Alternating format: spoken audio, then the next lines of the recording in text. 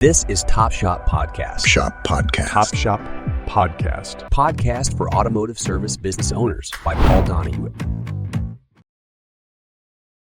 Hey, podcast listeners, got a really great guest today, Doug Jacquot. Been working to get him on the program here for a while. He's a busy shop owner like you guys, but he's got a phenomenal history with MWACA, the ACA. He's 15 years. So as you know, in order to qualify to be a guest on our podcast, you have to be a shop owner that's owned for over 10 years. And the reason I do that is because when my wife and I were trying to figure out who we were going to have on guests, my wife stumbled across that figure that around 80% of shops don't make it within the first 5 years. And then of that 20%, 80% of those don't make it the next 5 years. Did you know that, Doug? That was about the... Not aware of the 100% of the numbers, but yeah, I realize I don't know how we made it past the first 5 years. I can tell you that. Well, that's why I have you on the show. So, so you're a 4%er, only 4% of shop owners. And I don't care if you got I don't care if you operate out of your garage. If you made it 10 years in this industry, I want to talk to you and get it recorded. So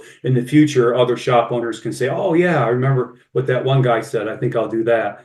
So, but anyway, 15 years in the industry. And then Doug is one of the founding members. So as you know, some of you guys may know this, some may not.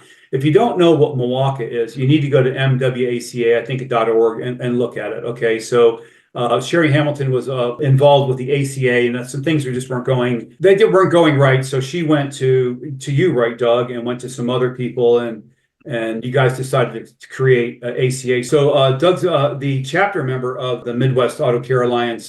He's in St. Louis. He's actually in a little place called Overland, but he's in St. Louis County. So Doug, just to get started, how did you get in the auto repair business? How did you even get in this business? Well, I was one of those kids back in high school that was not going to graduate when they sent me half day to the tech school, which I went to South County Tech here in St. Louis for auto mechanics. Went from flunking out of high school into one of the top students in the program because they put a hands-on learner in a hands-on program. Eventually went to community college, got an associate's degree in automotive, turned wrenches for a very short time. Went to Pittsburgh State University, have a bachelor's degree in automotive. And my first job out of college was back in the early 90s. Not a great time to be looking for a job. And so I bounced around from parts store to this and that, and been in and out of automotive, honestly. And then my break back in was I got a job with Universal Technical Institute, and I was recruiting kids to go to automotive school, which I can honestly tell you that's why we have a technician shortage, because these high schools have not sent kids in that direction. Anyway, eventually got a job as a Mitchell 1 rep, got to know some shop owners, and eventually decided that I wanted to be a business owner. Wasn't sure if it was an automotive shop or not, but I figured I knew the software, I knew a little bit about cars, so let's give it a try. And so I became a business owner back in 2010. And went from there. So be careful the path you choose. You may be in it for 20 or 30 years. Yeah. I love hearing the stories of some people. They just, I started fixing cars for my friends, and, and now they've got 2 shops, and, so it's pretty interesting. So what actually motivated you early on to start your own business? A great question. Working for big corporations, I guess, is not for me. There were so many times where we'd be working for a company and their major concern was their bottom line, not my well-being. Having one of those jobs I mentioned before, every year I was with them had a pay cut or pay plan, and it meant you're going to work harder for less money. And so eventually I got to the point where I did not care for working for these large corporations. They just didn't care about me as a human being. And I believe it or not, I bring that into my business every day. I take care of my employees, and I remember what was done to me, so I don't mess with their money. I take the best care I possibly can of people, and that's why I became a shop owner. Yeah. So I just talked to a shop owner last night. His son got a job at Verizon, and then they made him a manager. And he said, well, we got to wait a couple years to see what our son wants to do, if he wants to take over the shop or not. And I'm like, well, I think if he's an entrepreneurial spirit, he's not going to want to, he'll be like you. He'll be like, no, so everything might be fine now, but, you can be with the corporation for a long time. And then you wake up in the morning, you have a new boss, and you don't like them, and they don't like you. You're not in control. What challenges, this is a great question I love to ask that other listeners like to hear. What challenges did you face early on? It's like everything, right? It's like, hiring, staffing, systems, processes. Well, it's one of those situations where, when you start a business, cars, and I knew the Mitchell software. So that kind of made me think I knew how to run a shop, but nothing could be further from the truth. The first thing that really helped me out was getting a consultant, someone who, taught us how to hit our profit margins, taught us how to sell more labor and be profitable. When you start a business, you have no idea what you're supposed to charge. You have no idea. What you're doing, and that's being coached by someone who's in the industry really helped out a lot. So the challenge at the beginning is, I thought what I knew what I was doing, but a couple months of bad revenue and streams and things like that, and you start wondering, am I doing this right? So just learning as a business owner. I think a lot of problems that people have in this industry, a lot of your shop owners are ex-technicians, and they're really good at fixing cars, but they're not business people. And I think that if you see your successful shops, most likely those technicians have turned into more of a business person. I came in this with a little bit of a technician background, but more of the business side of it. So I picked it up maybe a little bit quicker than the average. And what I mean by that is I knew what I didn't know. So when I hired a consultant, I listened, I did everything they did. And I've had numerous ones over the years, and we've learned everything, a lot of different things from different consultants. But you have to go in it as a business owner and understand what it takes to be profitable, what are you making money, and then build from there. And, the other biggest challenge we've had is, and this was kind of the early part of it, but the technician shortage was just starting when I came in 2010. Okay. Now we're right in the middle of quite the technician shortage. Don't really understand. Well, I do. Like I said, I worked for a tech school for a while, and I saw many high school counselors and talk with them, and they would tell me time and time again, we prefer our students to go to a four-year university. Well, Right. that's fine, except you have students in your school right now who are not four-year university people. They just don't belong there. It's not the right education for them. So we are now, and I lectured high school counselors all the time when I see them at trade shows and these little career fairs they have, and they're now starting to see that the money's in the trades. They're hurting for people. Yep. That's where the jobs are at, and we're seeing hundreds of thousands of kids graduate college with useless degrees. They owe money on it. It's not going to get them a job that's going to pay it back. I have 4 children. My oldest son is a union pipe fitter welder. My youngest son is in his second year at University of Nebraska. 2 totally different kids, 2 totally different directions. But we let them go the direction they wanted to go. And by the way, my son that's up in Nebraska, the field that he's going into should be able to provide him a job that will allow him to live a decent life and pay off his student loans. So my wife and I helped him decide in direction. But if you notice, they went completely 2 different directions. My oldest son, we were told by his counselors in high school, oh, he needs to be at a university. He needs to be at a university. No. He wants to be a welder, and let me tell you, he does very well doing what he does. So Okay, yeah, because he's more hands-on. Just like you said, you flunked out of school, not because you flunked out of school, you flunked out of the way the school system is. yeah, I mean, I didn't flunk out. I did graduate with a high school diploma, but would have never got it without going to tech school. That's you're for sure. a hands-on person, right?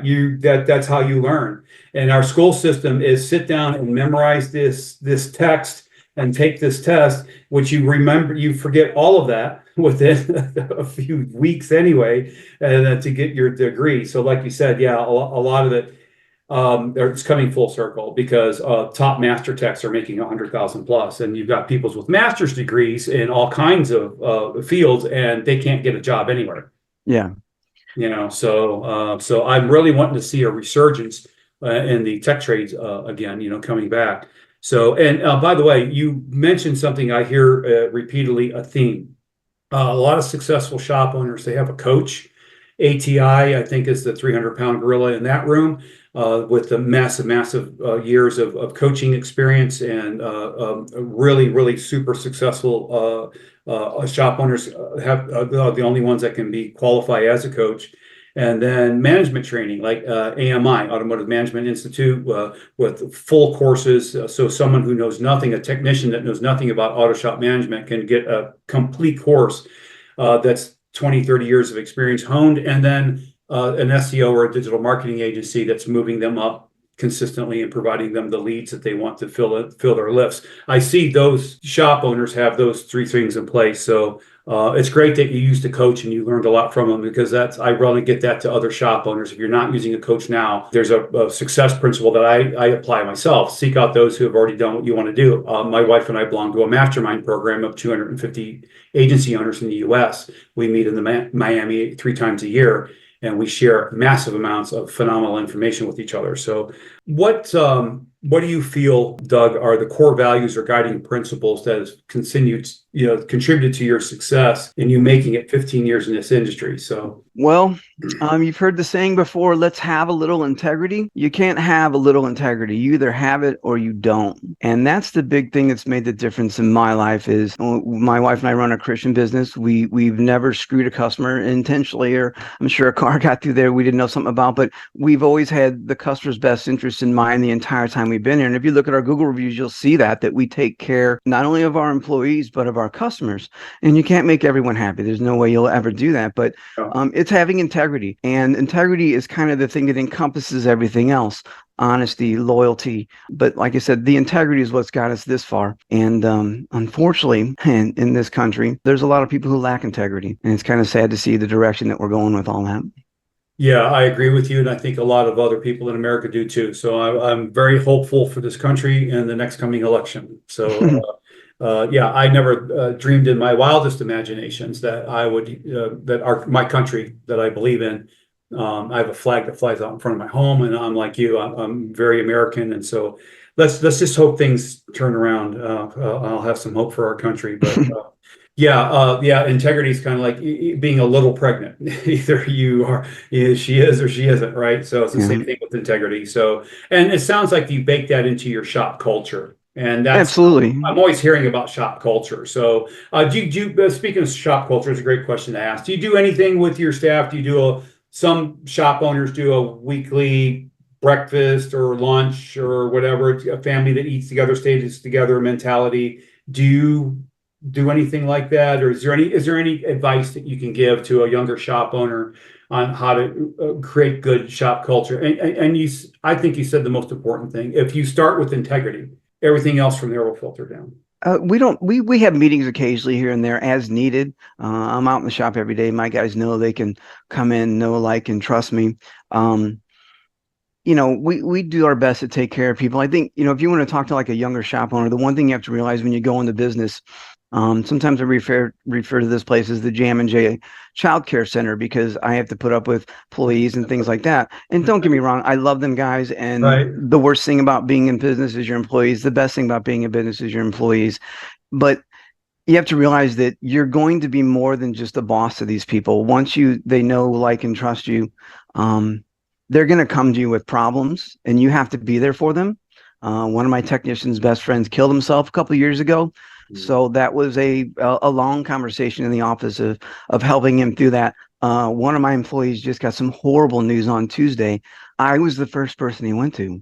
Wow. Nobody else. So, I mean, that's the type of thing when you deal with these people, their personal lives are going to get involved in your business. There's nothing you can do about it, but you have to be able to coach these people through the game of life. And one of the things that I see a lot with employees is you see potential in them, and you want them, you want more money, you want training. I'll help you become the technician and make the money you want to earn. You see the potential, but they don't see it in themselves. And that's one hell of a coaching thing that you have to do, is to coach people through the game of life. They're trying to make ends meet. Their parents have never sat them down and had a financial discussion with them. So you're more than just their boss. You're going to be a mentor, whether you like it or not. So I prefer to be a good one and try and help them through some situations. I heard a funny story just this morning. Lady was in the shop this morning at the counter. Her last name was Weiss, and she informed me that she was Barbara Weiss's daughter. Well, I haven't seen Barbara in a long time, and I'd never connected the dots that was mother and daughter. And she told me that her mother has dementia right now, and she doesn't know who her daughter is, but she remembers me at Jammin Auto and Tire. Okay. So it's just one of those things where she was a great customer, and so being that person with integrity and some of these people can trust is where, being a shop owner and being a good person that's what it's all about. Sounds like you're applying the law of indirect effort. Anything that we seek directly eludes us. So the woman that's looking for love and it doesn't find her. When she focuses on being a person that's worthy of love, then they're all over her. So if the business that goes after just profits never makes it. The business that goes after helping people and the profits and that as a byproduct of them focusing on the customer. And I think what you just explained to me is a phenomenal example of the law of indirect effort working correctly. So, and then as far as your staff helping them set the goals and see more, that's really important. I mean, that's what your coaches do too, right? When your coaches are helping you see more, what you can do. And then separation of personal and business. I remember, I think it was Zig Ziglar, many years ago, I listened to. So if you're, police officer and you're dealing with this horrible situations, the worst of society all day long, and then you come home and you're supposed to turn that off the moment that you walk in the door. It doesn't work like that. Mm-hmm. And it's the same thing with us at work. So there is no separation between your work life and your home life. It's that attitude is going to go to both places. So if you have a nurturing environment like you do, which you obviously do, they come to you for that. I think that's awesome advice. So can you describe a major setback or failure that you encountered along the way and how you overcame it? Okay, just pick one. Yeah, just pick one. Well, just pick one. COVID usually comes up, but there's all kinds of things. Yeah, so. Well, my biggest one happened during COVID in April of 20. We had a car come through the lobby of our building. I mean, completely into the building. It pinned me back up in the corner of my desk. I had to have shoulder surgery. I had 98 different doctor's visits between chiropractors and everything else. So this car came in and tore up my building, almost collapsed the building. Matter of fact, you want to see the video, it's out on the Jammin YouTube channel. But I gotta look that one up. Yeah, you'll see it. You'll think I'm dead when you see the video. But having that car come through the lobby, not only was it very difficult to come by financially, I'm saying keeping the business up and running, but the demoralization of, I remember I came in one morning and people had got done building the front wall, but they hadn't connected the wall. Well, they connected the wall to the roof, but they hadn't installed the guttering yet. And it was literally raining inside my lobby. And it was a very, I got it at like 6 a.m. and it's literally raining inside the building. And we're just doing everything we can just to keep moving in the right direction. And yet, there was a time when they had to grind our front floors and we were answering the phone. Hey, we have your phone number. We'll call you back. They're grinding the floors. We can't hear you. We'll call you back in a little bit. So there was a major setback and dealing with insurance companies, and it was horrible. And you look at our numbers back in 20, they were horrible. And that most people's business numbers went up in 20. Well, I had a car in my lobby. So that was a major setback. And unfortunately, when you get put in situations like that, you don't have a choice. You just go through it and do the best you can, go from there. So yeah, check out that video. You'll be amazed. Let me guess. Do you have a concrete filled steel post in front of your building now? We do have 5 concrete steel posts, and I also spent another $3,900 on having massive concrete blocks put out in my front lawn. Because in July of 23, I guess it was, we had another car flip upside down in our front grass right here in front of it. Didn't come in the building, but lightning kind of struck twice. So yeah, I've done everything I can to keep cars out of my building because we're about 30 foot from a major street here in St. Louis. That's what I was just going to ask. So it's not the convenience store problem where the person comes up to the convenience store and then hits the gas pedal and goes through the convenience store. That's why all convenience stores now, in order to for their insurance, has to have steel posts filled with concrete. So you're just next to a major road. So this person wasn't coming in as a customer and they accidentally hit the gas. They came off of a road right into your building. Yeah, if you look at the video, it's kind of hard to see. I'll watch it but in the very beginning of the video, there's 2 cars that they hit side to side. One spins and stops. I guess this lady just hits the gas instead of the brake because she literally goes through the flower bed of the business next door to me, gets a little bit airborne up through a hump, totals a customer's car, and then comes completely in the building. And if the door would have been usable, we could have shut it behind her. And it's amazing when an accident like that happens because you find things. There was a pole stand that I was literally sticking through where that flag is through the wall. It got shot like a arrow through the wall.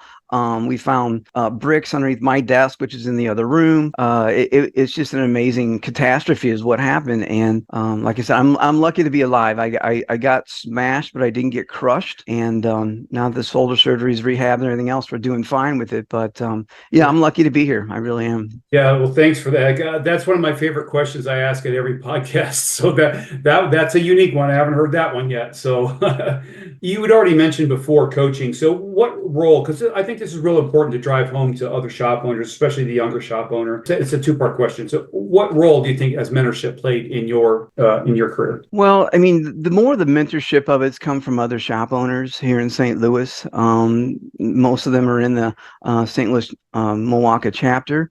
Okay. But someone that you can call up and say, hey, we have a tough situation here. This car's done this, we did that. Customer's not happy. What would you do in this situation? Someone to bounce those type of questions off of would be, was fantastic.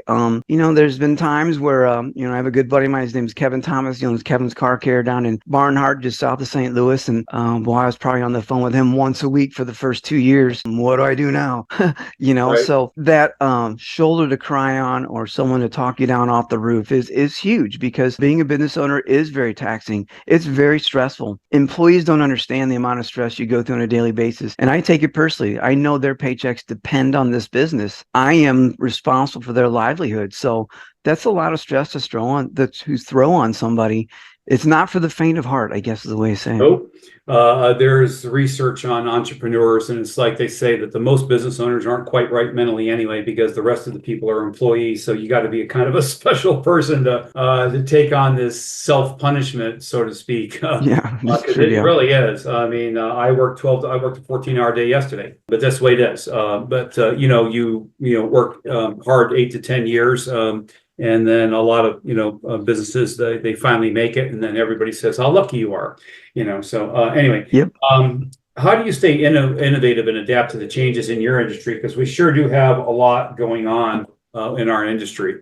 We've got digital vehicle inspections, the push to go to this battery operated ecological nightmare. Mm-hmm. People don't understand the new Green Deal is not green like in flowers, it's green. That's the new Green Deal. Yeah. So most people don't know that the average EV car puts more carbon into the atmosphere just in creating the car and putting it on the lot than a regular internal combustion car with a 100,000-mile lifespan. So people don't understand this, but we're still moving that way anyway, full steam ahead, because it's a new Green Deal.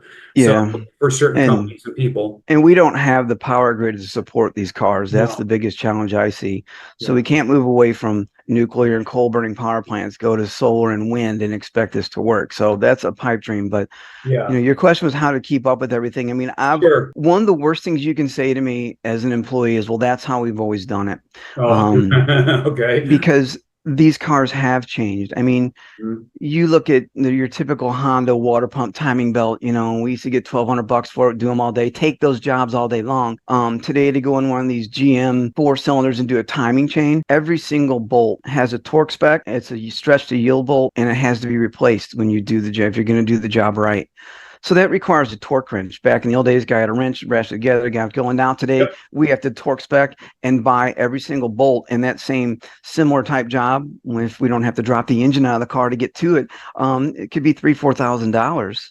And so you have to be able to keep up with not only torque specs, but at the same time, the procedures. I mean, I'm constantly out there saying, hey, let's look up the procedure on this one. Let's make sure there's nothing we're missing on this one. So I've always been one to try and stay up with technology. And luckily, we work in the automotive aftermarket, where when the manufacturers present a problem to us, the automotive aftermarket, these are very smart people. They always come up with a way around something. I remember working at a Cadillac dealership back in the early 90s and talking with all the older techs. And he remembers complaining about when they went from drum to disc brakes. I remember kids in automotive school complaining about computers. I'm never going to work on the electrical on these cars. Well, if you kept that attitude in the last 25, 30 years, you're not working on cars anymore. Nope. So you just have to keep up with technology. Like I said, very smart people that design products and services for these cars that we use every day, and they'll come up with a way around it one way or another. But I mean, we send our techs, your car techs have 30 years of training, 30 hours of training every year.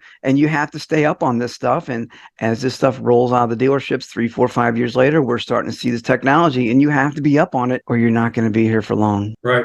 And that's that's where I'd like to put in a little plug for right away for visionkc.com or .org. I'm not sure which one that is. 40 some, I forgot how many thousands of hours of training that is in there. It's for training for techs, for owners, for managers. It's one of the best places in the country to take your auto repair team. So a lot of shops close down for those 2 or 3 days to go to Vision and get this training. And the person that runs this program was adamant about this training being training. It's not a sales presentation. It's about getting the training for the techs and for the owners. So it's one of the top places in the country that the thousands of owners now go to train themselves and their team and their managers. That's Vision. I think it's Vision KC. VisionKC.com, I think is what it is. .com, yeah. Yeah, we close on the Friday of that weekend, and we drive up on Friday, and then we take our whole team out to. Oh, so you close and go? Okay, right. Yeah, on that Friday, we may have a half day somewhere in there, but we'll close early, and then we'll go to Kansas City, get checked in the hotel, and then we'll go out to have a real nice dinner with the team, kind of a team bonding event. We do 2 training classes on Saturday and 1 on Sunday, and then we all come back. And my guys look forward to it every year. The biggest thing about the Vision Trade Show is if you're taking somebody there for the first time, whether you're a shop owner or a technician, you're going to see it's not just you in this shop. There's a whole industry of people out there. And I encourage, if you go to that event, network with other shop owners and get to know them, other technicians. Maybe you can bounce problems off each other when you're there later. Matter of fact, 2 years ago, I was sitting behind a young lady and they had just finished their first year in business. And I said, so how's it going? And, where she came, well, and for the several months after Vision, they needed a form on how to fill out for their loaner car. Well, I had one. Here, take mine. And I literally helped this husband and wife do some things and just got them pointed in the right direction. And then I told them, if you're going to keep going, hire a coach. I can help you, but a coach is going to be more involved in your numbers. They're going to help you all the way through this thing. So, but that's what it's all about, is hooking up with somebody and networking with them and just trying to help people. And then that way, it'll come back to you one way or the other. But I've never heard someone go to Vision and go, yeah, that sucked, I'm not going back that ever again. Everybody always ends up going back year in, year out. Yeah, I can confirm that because I was on the trade show floor. I was a vendor there, but very first time. I've never been to a trade show before, and I went for the first time. And I asked every owner that I talked to, "Is this your first time? No, or yes, or whatever." And I never heard a negative comment. No, we come back all the time. This is great. It's where we shut down for a couple of days and feed our minds and step away. And everything that you just said, the connections I made, I don't know how many. It's the same thing as what all the people that I talked to said. Yeah, the amount of people that other shop owners we talk to bump in, we make friends, we communicate with afterwards. So if you're a shop owner and you're listening to this podcast, I always mention Vision KC in every podcast. So go to visionkch.com and take a look into it. Okay. So you already mentioned one of my main questions that I ask is, how do you build and maintain a strong company culture? And I just want to ask the question, but I think you've already answered it. And you gave one of the best answers I've ever had on the show: integrity. Well, the other thing about culture is you have to realize, I'll give you an example. We had a 30-year master ASE technician working for us for a year and a half or so. Brilliant with cars, not brilliant with people. Oh. And it came down to the time. Before. It came down to where, every night this guy would clock out and leave, and we would all just go, he's gone. He's got to come back in tomorrow. And so it's one of those situations where even though this guy was a master technician, we had to part ways with him. He was killing the culture. We literally tried to have a team meeting and sit down with this guy, and it went nowhere. And I knew right then and there, this guy's got to go. It doesn't matter if he's your best guy or your worst guy. If he's killing your culture, other people are going to leave. He's going to drag your shop morale down. Yeah. And here's the thing. It doesn't take 2 years to figure this out. You'll be able to know within 3 to 6 months whether this person's a longtime keeper. And unfortunately, some of these guys who are diagnosers and they're very technically minded, a lot of them tend to be that way. And that's one of the things about technicians in this industry. If you look at what we have to hire someone that can go out and do the physical grunt work. Working on cars is hard work. Steering, suspension, maybe on an even a little bigger truck is hard to do. But then to find that person that has that technical mind that can do both, those people are very hard to find. And that's why I believe the automotive industry is one of the, if not the hardest hit industries for this employee shortage, because we have to find these people we're looking for are unicorns. But a lot of these technical minded guys, they get their sense of importance by reading technical information. It's not me. I don't Right. get that, but that personality type can be very difficult to get along with. And so I encourage you, if you're a shop owner and you got a guy he can diagnose and he's in a good mood every day, yeah, you need to hang on to that person, because I've had to let several people go. I mean, the number one reason why I've let people go over the years is because they don't get along with their coworkers. They're killing the culture. Wow. And I would rather struggle without his expertise and not have to be on pins and needles around this person every day. So that's the decision we make, but working with these guys and becoming their friend, not their best friend, but someone they can lean on and be there for them is very important in the culture. And you mentioned earlier on that you're a Christian business, and to tell you the truth, a lot of businesses, oh, we've got our company culture and we post it on the here and there. You don't post it, you live it. So you are you're value centered, and folks listening, Doug shared with me earlier, he's had a very, very tough time finding another technician that he desperately needs to help grow his shop and keep things going. So you had someone who was a master tech with 30 years, but you let him go. And Yeah. other shops that wouldn't have done that in a million years. They would have said, "Oh, I want the profits, I want the money." So that's a great example of company culture. That's a phenomenal example. This is a question I love to ask, especially when we were talking about being a business owner. Can you share any strategies for balancing work and personal life? Well, uh, I mean, I've committed the last couple of years to doing what I call the business owner half day. Most people think that means you get off at noon. No, that's 6 to 6. Business owner half day. Right. So, in the beginning, you're going to miss time away from your family and friends. It's going to happen. You're going to have to sacrifice time with your family in order to build a business. It's not going to work any other way. You got to put the time in. But as you get older and more wiser, smarter, you got to put yourself in a position to where you build your business so it can run without you. If you're not doing that, and understand this, you're going to build a business. Someday you're going to want to sell it. If it can't run without you, the value of it drops immensely. So I now have a staff here that I can leave and things probably run better now that I'm gone. But having said that, you have to build it to where it runs without you. And there's a great book out there. It's called The E-Myth. I highly recommend you read that book. I can leave, hang up this phone call, and go home, and I know everything will be taken care of. Am I comfortable doing that? No, not most days. Matter of fact, we got so much going on right now. I was like, oh, I got to get on this phone call. But you have to be able to balance it. And my wife knows I'm going to come in the door. We're going to sit there and have dinner. I'm probably going to vent for a few minutes, and then I'll be over and done. And she knows to listen and interject when we can. But at the same time, yeah, you have to balance it. And I've gotten very good over the last just several years, couple of years. When you get home, let's not think about work till you get back there in the morning. It'll still be there waiting for you. Don't worry about it. Yeah.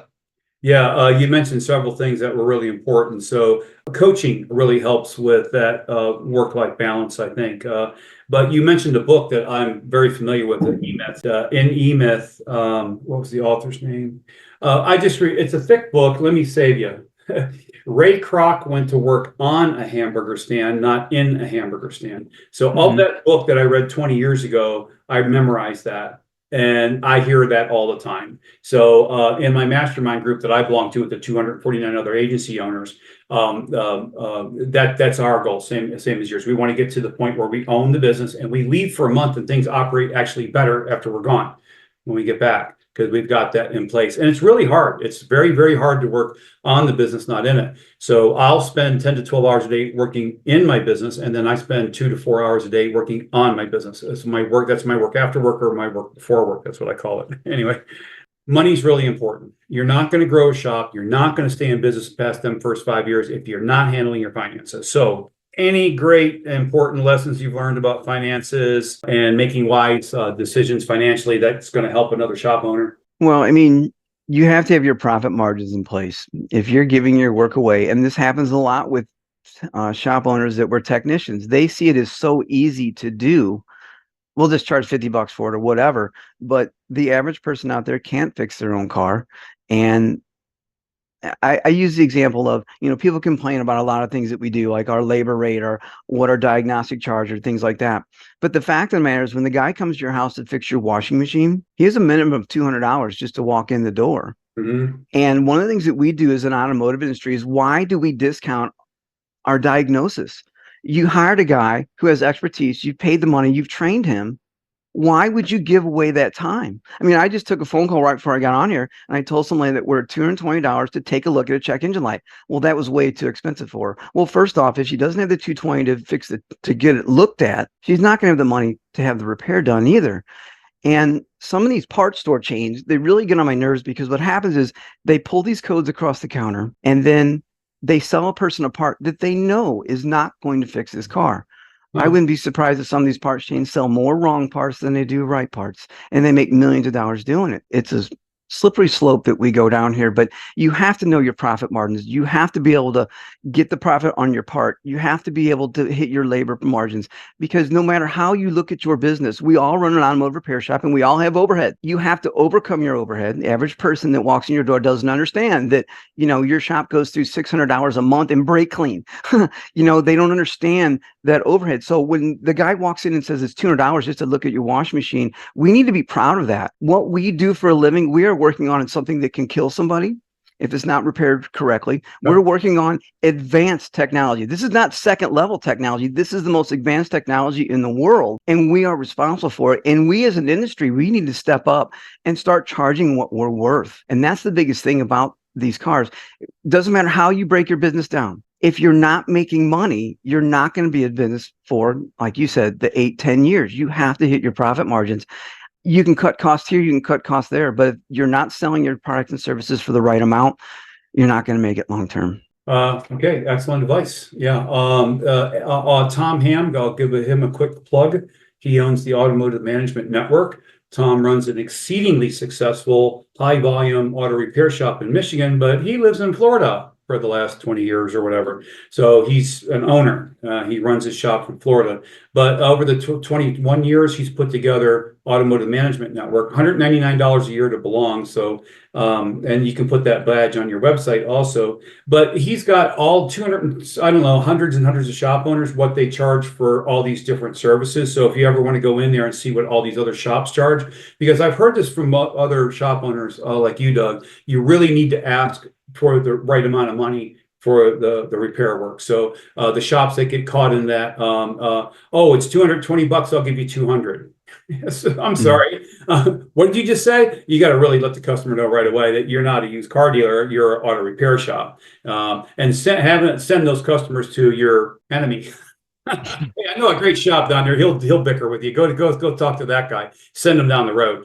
And it can be hard when you're getting started because you want every dollar you can get, but it'll set a precedence for your shop, and you'll get the right customers coming in. So yeah, we have a list that's right here on a clipboard behind my computer. So when customers call in, we'll refer them if they need a locksmith or glass installation or something like that. But one of the things we get the call on for is we can tell someone they're just looking for the cheapest repair they can get. Well, I have up here cheapest shop around, and it's this shop about 3 miles away from me down the city. And boy, it's a rat hole. I would never take a car there. But if you're looking for cheap, and what they're going to do is we're going to send them there. We give them the phone number and the name, and we send them down there. I don't know what happens to them, but at the same time, they're going to walk in and go, whoa, well, you want it cheap. That's what you get. So we refer people down there all the time. Yeah, and I've had other shop owners tell me that those shops send them business all the time because the customer goes there, try to get cheap. They wasted their time, effort, and money, and then they have to go to a shop that's going to do it right and do it all over again. So yeah, but some people they don't get it. They don't learn. They do it again and again. I think we talked about this a little bit, but we're running out of time here. But what trends or developments do you see shaping the future of the industry, and how are you preparing for them? Trends or developments? Well, this right to repair thing going down is going to be very interesting as we get closer and closer on that. These manufacturers are doing anything they can to keep us out of their cars, out of their software. Tesla. And I'll give a plug for, MWACA and the Auto Care Alliance, because us as independent shop owners, we have to bind together. We have to be on the same team. We're not competitors. You can be right down the street from me and come in here and borrow a tool, whatever. We're on the same team. There's a thing called the National Auto Dealers Association, NADA. Yep. I guarantee at their meetings, they're trying to figure out how to get the cars out of our bays and into their bays. You got it. My last couple of years as a Mitchell rep, I was in dealerships all the time, putting on their on-demand 5 software, their repair information. They were looking for this because they were trying to take on other car lines. So they needed that. I was selling it like crazy. So we need to bind together as an industry. If you look, I believe the numbers are close to, there's like 43,000 dealerships in the United States, but there's over 220,000 independent repair shops. So Right. we are the major repairer of cars.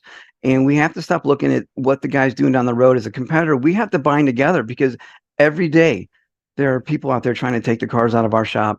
The big will get bigger and the small get smaller. We have to bind together in this industry. So things that are coming down the road, the biggest challenge we have, I think, our technician shortage. We're starting to see a light at the end of the tunnel. I think we're starting to see kids go to tech school, start coming out for this stuff again. So that maybe hopefully in the next 5-10 years, the technician shortage won't be so bad. Just the question is, where's the technology going on these cars, and what are we going to be able to keep up with? I mean, the biggest thing right now, I think, out there is ADAS. I don't personally have a big enough building to do that type of stuff here. The walls just aren't big enough to let me in there to do that. But these manufacturers, they make these cars all day long, and they never stop and think, well, what happens later when it needs to be fixed? I mean, every shop owner out there, we're cursing engineers on a daily basis. Why do they do it like this? So, we just have to be able to keep up the technology, and you have to send your guys to training, and you have to find you one of those technically minded guys you talked about earlier, and you got to get him up to date and technically trained. You have to stay a little bit ahead of the ball that way. Yeah. So, and that's a great answer to that question. What trends or developments see shaping the future or industry, and how are you preparing for them? Join the ACA. Because that's exactly what they do. They stay up on trends and they provide the training. So that's a quick answer to that. Auto Care Alliance, look it up, guys. I like this one. How do you approach competition in the industry? Do you see it as a threat or an opportunity? What do you mean by competition? Other shops, or I don't really see them as competition. I mean, we have a multi-store chain right across the street from us. Okay. Honestly, I would rather see them in there than another independent.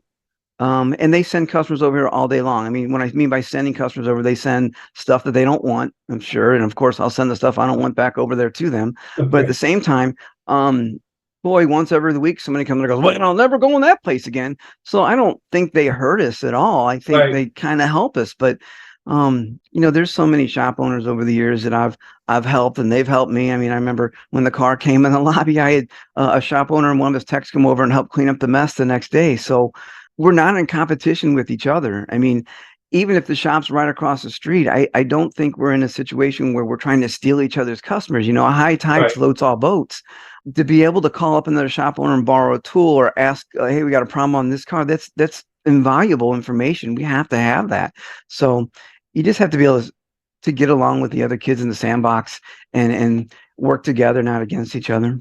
All right. So let's follow up with this last question, Doug. What advice would you give to an aspiring entrepreneur, the tech that's going to open his own shop, and they're just starting? What advice would you give them? Well, like I said, the biggest thing is you have to get it to where it runs without yourself. If you're just starting, that's going to be difficult to do. It's going to take some time. You don't know what you don't know when you first start. So to have a mentor that can help you through those first 6 months, maybe a year. But the thing that hurt me in my early years is I looked at the cost of a consultant as a cost. It costs too much to do it. But when you sit down with a consultant and they get your numbers right, you'll see that education is easily going to pay for itself. They will make you more money if you listen. And not only do you listen, but you have to be coachable and implement what they told you to do. It's the old saying of don't reinvent the wheel, just steal the hubcaps. Right. There's many people in this industry who became very wealthy fixing cars, and they can tell you how to do it. Most successful shop owners will sit down with you over lunch or a cup of coffee and tell you anything you want. Certainly people did that for me in my beginning. I sat down with a guy named Jay Moore. He's not since sold out and retired, but Jay sat down with me several times in the early days and walked me through it. My buddy Kevin helped me through it.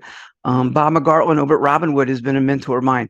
So you have to identify other shop owners, get to know them, and they'll help you. There's no animosity there. Right. But the sooner you know what you don't know is the sooner that you're going to start being successful. And then the other thing is the first several years are going to suck. And you better be in a situation where you can live lean and mean. Right. There's going to be weeks, months where you don't bring home a paycheck. But there's also the other side of it where when a business is up and running and doing what it's supposed to be, it can be very lucrative. So you just got to go from the beginnings, pay your dues, get your teeth kicked in, and hopefully you make it out the other side. But that's all by being coachable and listening to people who've already done it. Great advice. So connect connect with other shop owners. That's probably one of the best pieces of advice for someone who's just starting out. Men have a tendency not to ask for help or advice. Women don't have a problem with that. They'll ask all their friends who are usually not suitable to give them the advice, but they'll go to the next door neighbor for marriage advice instead of a marriage counselor. So human beings have a tendency to go to the wrong people. But men, especially psychologically, they tend not to ask for help. Big mistake. You're just getting started. Get with MWACA. Get with Automotive Management Network. Get with these other organizations to where you can connect with other shop owners. Get a coach the moment that you can afford it. Because you can't afford not to have a coach in as quickly as possible. Like, how long were you in business before you got your coach? Did you get one right away, or did it take you a couple of years to build up? Yeah, it took me a couple of years before we started to wise up and start doing that. And I've been with 3 or 4 over the years, and they've all been great, and they've all taught me different things, and they've all looked at the pieces of the pie different ways. But it's just the information that are going to give you. If you look at any successful business person, I guarantee you they've had a mentor and some sort of training in there. I guarantee it. Yeah, awesome. Okay, Doug, thanks a lot for your time today. We've got some fantastic information that we just recorded. It's for posterity, for other shop owners, so we really appreciate it. I will see you. You'll be at Vision, obviously, so I will see you. I'll be on the shop floor. I've got a 10x20 this year. So I'll be able to personally see you in March, not that long from now. Yeah, it's coming up. Yeah, it's coming up. So, by the way, the trade show is in March. Everybody listening, so go to the website and look and see when it is. And if you haven't been before, go, because every single owner that I talked to says, "Is this your first time?" And they said yes. I said, "Are you coming back?" I never heard one person say no. Yeah. And all the owners that I talked to, I said, "How many years you've been coming?" We come every year. And they plan to keep coming. So that's because they're getting value. It's an exceedingly excellently well put together trade show, from the training to the trade show floor. It's really, really well run. So definitely suggest you go. Awesome. Okay, thanks a lot, Doug. You have a great day. Appreciate it. Thank you. Appreciate it. All right. Yeah, look forward to seeing you in March. You too. For additional automotive resources and exclusive content, follow us on Spotify and subscribe to our YouTube channel to catch all our episodes. Thanks again for joining us in the driver's seat, and we'll see you next time for another thrilling episode of Top Shop.